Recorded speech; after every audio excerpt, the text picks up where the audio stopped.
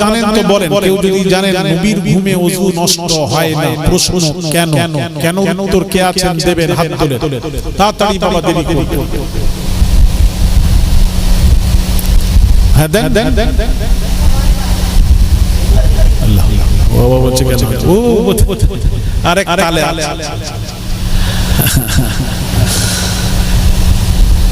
তাকে এটা রেখে যাচ্ছি, আবার পড়েছে।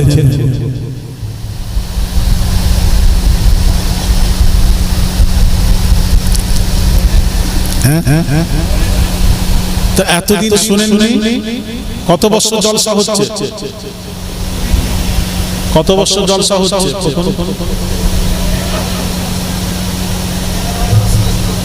12 বছর। 12 বছর হচ্ছে এখনো শুনেন। সকলেই যদি বলেন শুনবো তাহলে বলবো না। চাহিদা না থাকলে দেখুন আমাকে কি লেগেছে না লেগেছে কমিটি জানবে কি করে? আমাকে তো বলতে হবে, বাবা আমার পানি পিপাসা লেগেছে, আমি চা খাবো, পানি নিয়ে এসো, আমাকে তো বলতে হবে। তো আপনাদের চাহিদা কেমন আপনারা আমি তো বুঝতে পারছি না। কি বিরিয়ানি তাবারু খেতে এসেছেন তো? হ্যাঁ বিরিয়ানি আছে তো? ও বিরিয়ানি আছে তাই বলো, এমনি বসে নেই রে বাবা। আরেকটা কেউ আছে, বক্তা আছে, বলতে হবে। ওই দুজন শুনবেন তো? আমার নামার পর যেখানে বসবো আমি আধ ঘন্টা বসে তারপর বিদায় দেব। ওই 4 জন, এত লোকের মাঝে 4 জন শুনছেন। আরে হাত তোলো না, যারা যারা শুনবে হাত তোলেন না। নারায়ে তাকবীর। এই তো এবার বলবো, শুনেন ভাইরা আমার বাবা জিরা, হাদিস শরীফ নবীজি বলেন, আল্লাহ নবীর পাক জবানের পাক কথা, নবীজি বলেন আইনাইয়াতানা মানি ওয়ালা ইয়ানামু কলবি, রাওয়াহুল বুখারী।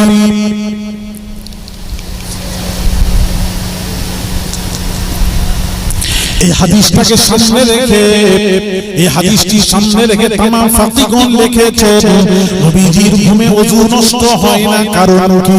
আল্লাহ নবীর পাক জবানের পাক কথা, নবীজি বলেন আইনাইয়া তামামানি ওয়ালা ইয়ানামু কলবি, রাওয়াহুল বুখারী। আল্লাহ নবী বলেন আমার চোখ ঘুমায়, দিল জেগে থাকে, আমি সব জানে থাকি, সব জানতে পারি। আরো জোরে, আমি রাসূল আমার চোখ ঘুমায়, দিল জেগে থাকে, আমি সব জানতে পারি, কি হচ্ছে না হচ্ছে সব জানতে পারি।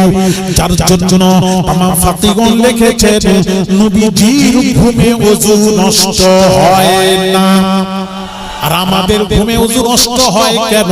আমরা ঘুমিয়ে থাকলে চোর চুরি করে নিয়ে চলে গেল, টের পাইনি।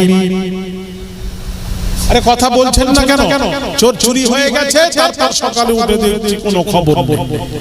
আমাদের এমন কিছু আছে, ঘুমাই, ঘুমোলে লুঙ্গি যদি খুলে নিয়ে চলে যায় খবর নেই। এরকম ঘুম আছে না নেই? এরকমও আছে। তাহলে এটা আমাদের ঘুম।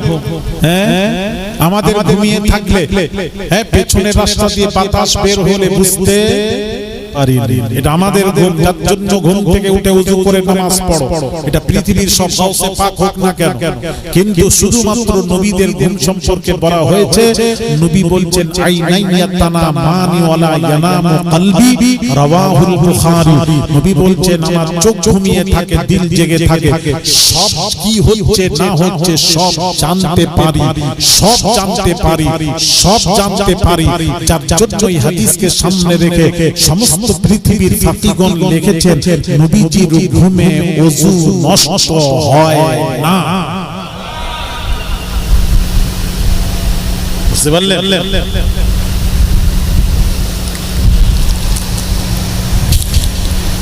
এই কথা বললে আবার একটা হাদিস আছে শোনাবো। শুক্রবার জুমার দিন আমাদের করণীয় কি? নবীজি কি বলেছেন? জুমার দিনও বেশি বেশি কোরআন তেলাওয়াত করো। এই শব্দ আমি কোথাও পাই না। কোন মৌলবি যদি পেয়ে থাকে আমাকে হাদিসটি অন্তত দেখাবেন, দয়া করে হাদিস দেখাবেন। নবী কোথায় বলেছেন জুমার দিন বেশি বেশি কোরআন তেলাওয়াত করো?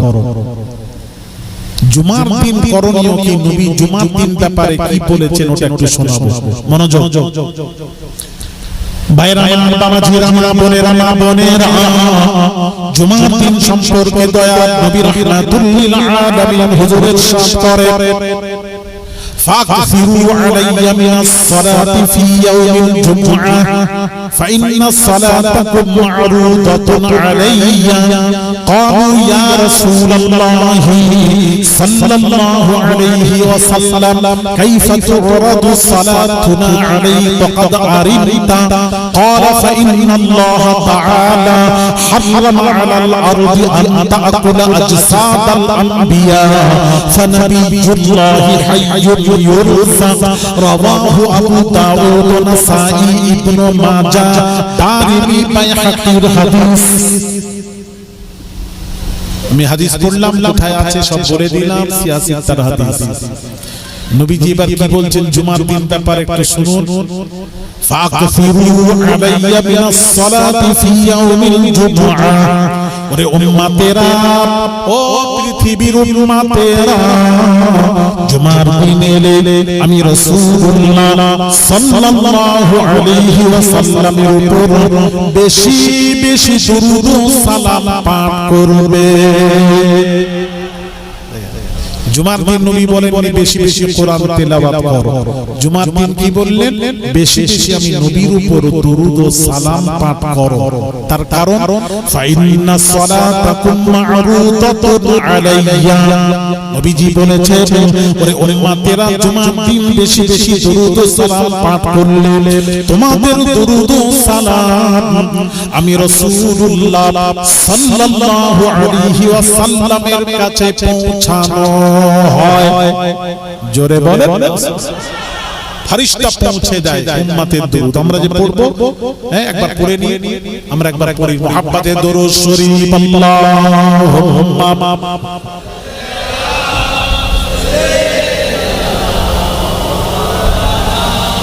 না না না না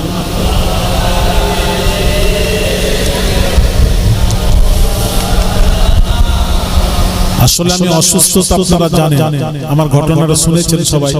তারপরে এখানে এখনো ব্যথা আছে, তারপরও আপনাদের ডাকে কিছু কিছু জায়গায় গিয়ে শরীর হয়েছি, তারপরে এখন পজিশন এইরকম, তারপরও আল্লাহ হাজির করিয়েছেন।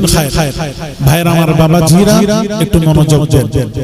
তাহলে জুমার দিন আমাদের করণীয় হলো নবীজির উপর কোরআন শরীফের থেকে বেশি বেশি দরুদ সালাম পাঠ করতে হবে। এটা নবীজির আদেশ, হুকুম। জুমার দিন দরুদ ও সালাম পাঠ করো। ফাইন্না সালাতাকুম মা'রুদাতুন আলাইয়া।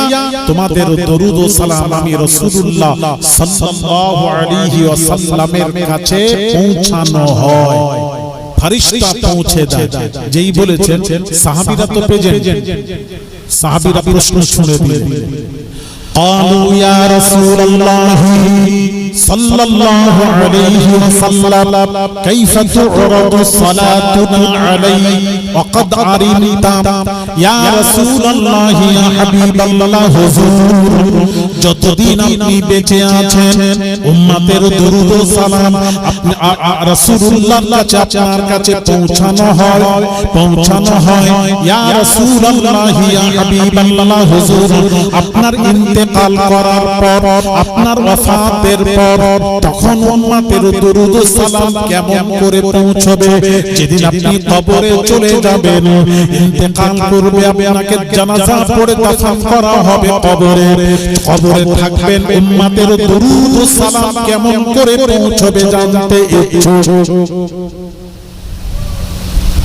ও যুবকেরা, তরুণেরা, মা বোনেরা, দয়ার নবী রাহমাতুল লিল আলামিনের উত্তরটা শুনে নিন। আল্লাহ নবীর পাক জবানের পাক কথা নবীজি বলেন, ক্বালা ফাইন্নাল্লাহ তাআলা হারামা আলাল আরদি আন তাকুলা আজসাদাল আম্বিয়া। আল্লাহ তাআলা নবীদের শরীরকে মাটি খাওয়া হারাম করে দিয়েছেন। জোরে বলো সুবহানাল্লাহ।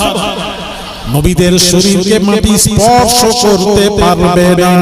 আল্লাহ তাআলা হারাম করে দিয়েছেন নবীদের শরীর মাটি খাওয়া। ফানাবিয়ুল্লাহি হাইয়ুন ইউরজা, নবীরা কবরে জীবিত, ইউরজা কবরে খাওয়া দাওয়া করে। শুধু খাওয়া দাওয়া নয়, সহিহ হাদিস আল আম্বিয়া ও আহইয়াউন, আল আম্বিয়া ও আহইয়াউন ফি কুবুরিহিম ইউসাল্লুন, নবীরা কবরে জীবিত, ইউসাল্লুন কবরে নামাজ আদায় করে। জোরে জোরে বলুন সুবহানাল্লাহ। ভাইরা আমার, বাবাজিরা, নবীজি কবরে নামাজ আদায় করে।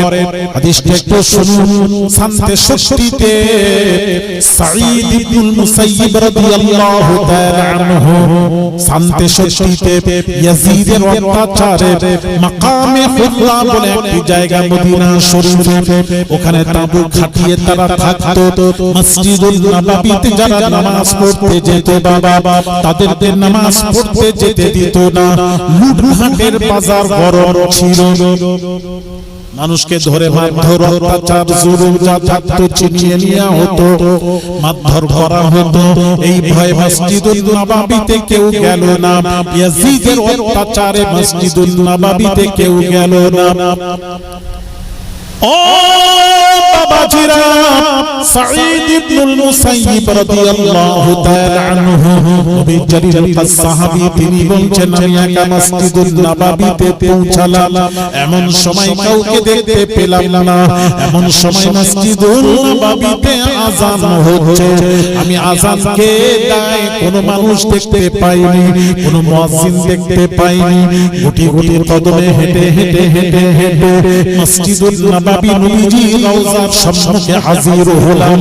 আল্লাহর কসম, নবীর সাহাবী বলছেন আমি যখন রাসূলের রওজার সম্মুখে হাজির হলাম, আল্লাহর নবীর রওজার ভেতর থেকে আযানের আওয়াজ শুনতে পেলাম। আমি সাঈদ ইবনুল মুসাইয়িব, তিনি সাহাবী বলছেন আমি আর মসজিদুল নববীতে আযান দিলাম না। কিছুক্ষণ অপেক্ষা করার পর ওই রওজার ভেতর থেকে আকামাতের আওয়াজ শোনা গেল। আকামাত তাকবীর হচ্ছে, আকামাতের আওয়াজ শোনা গেল। ওই আযান, ওই আকামাতে মসজিদুল নববীতে আমি সাঈদ ইবনুল মুসাইয়িব 15 ওয়াক্তের নামাজ আদায় করেছি। আর একটু জোরে হবে না? তাহলে হাদিস দ্বারা প্রমাণ হলো নবীজি কবরে নামাজ আদায় করেন, নবীজির কবরে আযান হয়, আকামাত হয়, নবীজি কবরে নামাজ আদায় করেন। নবীরা কবরে জীবিত জীবিত জীবিত। এই নবী কবরে জীবিত না মৃত? এটা আসতে বলেন, জীবিত না মৃত? হ্যাঁ, কবরে জীবিত। আকীদা হলো আহলুস সুন্নাহ ওয়াল জামাতের আকীদা হলো নবী কবরে জীবিত। আমরা মরে মৃত, নবী বিদায় নিয়ে জীবিত। জোরে বলেন সুবহানাল্লাহ। হ্যাঁ, এই বাবাজি, হ্যাঁ, নবীজির আত্মা রূহ কবজ করার পর, আত্মা কবজ করার পর আল্লাহর কাছে সর্বপ্রথম নিয়ে যাওয়া হয়। আমাদেরও তাই, আল্লাহর কাছ থেকে আবার ফিরিয়ে দেওয়া হয়। মুনকার নাকির যখন সওয়াল জবাব করে, আল্লাহর তরফ থেকে আবার ওখান থেকে ফিরিয়ে দেওয়া হয়। তো নবীজির আত্মা আল্লাহর কাছে নিয়ে যাওয়া হয়েছিল। তো নবীজির আত্মা যখন আল্লাহর কাছে নিয়ে যাওয়া হয়েছিল, তখন নিশ্চয়ই নবীজির আত্মা আল্লাহকে একটা প্রশ্ন করেছিল। আমার বিজদান বলছে নিশ্চয়ই একটা প্রশ্ন করেছিল। প্রশ্নটা কি? প্রশ্নটা হলো আল্লাহ, আমাকে যে দেহ থেকে, বডি থেকে আমাকে বের করে আনা হয়েছে, এবার আপনি যেখানে রাখবেন, যেখানে ছিলাম তার চেয়েও যেন শ্রেষ্ঠ জায়গা হয়। আপনি এবার যখন যেখানে রাখবেন, তখন আল্লাহর উত্তর এসেছিল এইভাবে, নিশ্চয়ই এই উত্তর এসেছিল, হ্যাঁ আত্মা নবীর আত্মা আমার নবীজির দেহ মোবারকের যে শ্রেষ্ঠ জায়গা আরশে আজিমেও নেই। কি আরশে আজিম বলছে। এই জন্য বাবাজি আহলুস সুন্নাহ ওয়াল জামাতের আকীদা হলো নবীজি যে জায়গায় ঘুমিয়ে আরাম করছেন ওই জায়গার মর্যাদা শুনবেন।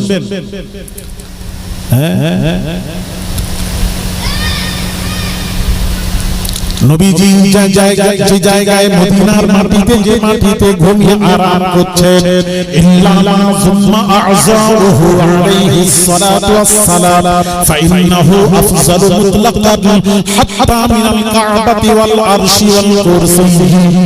আল্লাহ নবী যে মাটিতে ঘুমিয়ে আরাম করছেন, নবীজির দেহ মোবারকটা যে মাটির সাথে লেগে আছে বাবা, ওই মাটির মর্যাদা আল্লাহর নিকটে খানায় কাবা তো দূরের কথা, আর কুরসির চেয়েও ওই মাটির মর্যাদা আল্লাহর নিকটে বেশি। জোরে বলেন না সুবহানাল্লাহ। হায় হায় মাটির মর্যাদা, তাহলে নবীর মর্যাদা কি দেহ মোবারকের মর্যাদা। তো নবীজির আত্মা আল্লাহর তরফ থেকে বলা হলো নবীজির আত্মা যে দেহ থেকে ফেরেশতা নিয়ে এসেছিলেন ওই দেহের মধ্যে ফিরিয়ে দাও। হামেশার জন্য নবীর দেহের মধ্যে ওই আত্মা ফিরিয়ে দেওয়া হয়েছে। এই জন্য নবীজিকে বলা হয় হায়াতুন নবী, জীবিত নবী। জোরে বলেন সুবহানাল্লাহ। এই নবী জীবিত না মৃত? জোরে বলেন। নবীজি জীবিত, আকীদা রাখতে, এটা আকীদা। আপনি নিয়ে নিজে বাঁধেন উপরে বাঁধেন, জোরে আমিন বলেন, এটা আকীদা না, এটা নবীজি বলেছেন এক সময় শেষ জামানায় করেন। এটা কিন্তু আকীদার ঝগড়া না। আকীদা হলো নবীজিকে এক শ্রেণীর আলেমরা বলছেন নবী মরে মাটির সাথে মিশে গেছেন, তার কোনো ক্ষমতা নেই। এক শ্রেণীর আলেমদের এই আকীদা, আস্তাগফিরুল্লাহল আযীম, লা হাওলা ওয়ালা কুওয়া। নবীরা মাটির সাথে মিশে গেছেন, তার আর ক্ষমতা নেই, সে দুনিয়ায় এসে কারো সাহায্য করতে পারবে না, দুনিয়ায় আর আসতে পারবে না, সে খতম। আস্তাগফিরুল্লাহল আযীম। যদি খতম হয় তাহলে আমার উত্তরটা দিয়ে দেবেন। এই মৌলবীকে আপনারা প্রশ্ন করবেন, ও মুফতি সাহেব, মৌলবী সাহেব, নবীজিকে যখন মিরাজে নিয়ে যাওয়া হয়েছিল মসজিদুল আকসাতে, মসজিদুল হারাম থেকে মসজিদুল আকসাতে নিয়ে যাওয়া হয়েছিল, মসজিদুল আকসাতে যাওয়ার সময় ওখানে গিয়ে নবীজি ইমামতি করেছিলেন, আমাদের নবী। এটা তো সব জানেন শুনেছেন। আর নবীর পেছনে যারা নামাজ আদায় করেছিলেন তারা কারা ছিলেন বলতে পারবেন? হ্যাঁ, নবীরা ইন্তেকাল করে গেছেন। আপনাদের বক্তব্য তো নবী মরে গেছেন, চলে গেছেন, নূহ নবী, আদম নবী হাজার হাজার বছর পূর্বে চলে গেছেন, সে আবার কোথায় আসবে দুনিয়ায়? মৃত্যুর পর আর নাকি দুনিয়ায় আসতে পারে না, এদের বক্তব্য। তাহলে আমার প্রশ্ন, নবীজি যখন বাইতুল মুকাদ্দাসে নামাজ আদায় করেছিলেন, ইমামতি করেছিলেন, নবীর পেছনে কারা ছিলেন? সমস্ত আম্বিয়া আলাইহিস সালাতু ওয়াস সালামরা নবীর পেছনে নামাজ আদায় করেছিলেন। তাহলে বোঝা গেল নবীরা আবার আসতে পারে, নবীদের আল্লাহ সে ক্ষমতা দান করেছেন, কবর থেকে বাইরে গিয়ে আবার নামাজ পড়তে পারে, উপকার করতে পারে, যেখানে খুশি ভ্রমণ করতে পারে, নবীদেরকে সে ক্ষমতা আল্লাহ প্রদান করেছেন। জোরে বলে। খালি ফালতু যা পারবেন। নবীর সম্পর্কে কথা বলতে গেলে বুঝে শুনে কথা বলতে হবে। আজ জানেন না, বলে ফেলছেন যারা জানেন। নবী আমাদের মত, আমাদের মত নবী, আস্তাগফিরুল্লাহল আযীম, লা হাওলা ওয়ালা কুওয়া। নবী আমাদের মত, খালি বলে ওহী ছাড়া কোনো পার্থক্য নেই। আমার কাছে বসান, আমি প্রশ্ন করব তাকে। যারা বলেন নবী আমাদের মত, তাহলে দুই একটা প্রশ্ন করব, হাজারো প্রশ্ন আছে, দুই একটা করব, উত্তর দিয়ে উত্তর দেন আমাকে। বলে হুজুর প্রশ্নই করলেন না, উত্তর কি করে দেব? প্রশ্ন করছি এবার। প্রশ্নটা হলো, উত্তর দেবে। প্রশ্ন হলো বাবাজি, ওযু অবস্থায় কেউ যদি টেক লাগিয়ে বা বালিশে মাথা দিয়ে চোখটা লেগে গেল, ঘুমিয়ে পড়লো, 2 মিনিট চোখ লেগে গেল, তারপর সে ঘুম থেকে উঠে টপ করে উঠে বলে না আমি ঘুমাইনি, হ্যাঁ ওই ওযুতে আমি নামাজ পড়ব, নামাজ হবে তো? কেন? ও ঘুম লেগে গেছে, তাহলে চোখ যদি লেগে যায় সে 2 মিনিট 1 মিনিট চোখ যদি লেগে যায়, তাহলে ওযু অবস্থায় যদি চোখ লেগে যায় তাহলে ওযু কি হবে? নষ্ট হয়ে যাবে। রাইট, এই তো ভালো জানেন আপনারা। তাহলে ওযু নষ্ট হয়ে যাবে। পৃথিবীতে সে যেই হোক, গাউসে আযম, গাউসে পাক হোক না কেন, যদি বালিশে মাথা দিয়ে বা টেক লাগিয়ে বসে থাকতে থাকতে চোখ যদি লেগে যায় তাহলে তার ওযু নষ্ট হয়ে যাবে। সে নামাজ পড়তে গেলে পুনরায় ওযু করে নামাজ পড়তে হবে। এটা মাসালা সমস্ত ফাকিহগণ লিখেছে। কিন্তু বাবাজি, ও তরুণেরা, যুবকেরা, মা বোনেরা, আমার আপনার নবী দয়ার নবী রাহমাতুল লিল আলামিনের ঘুমে ওযু নষ্ট হয় না। আমার নবী ঘুম থেকে উঠে ওযু ছাড়া নামাজ আদায় করতে জোরে বলুন সুবহানাল্লাহ। পৃথিবীর সকলের ঘুমে ওযু নষ্ট হয়ে যায়, আমার নবীর ঘুমে ওযু নষ্ট হয় না, হয় না, হয় না।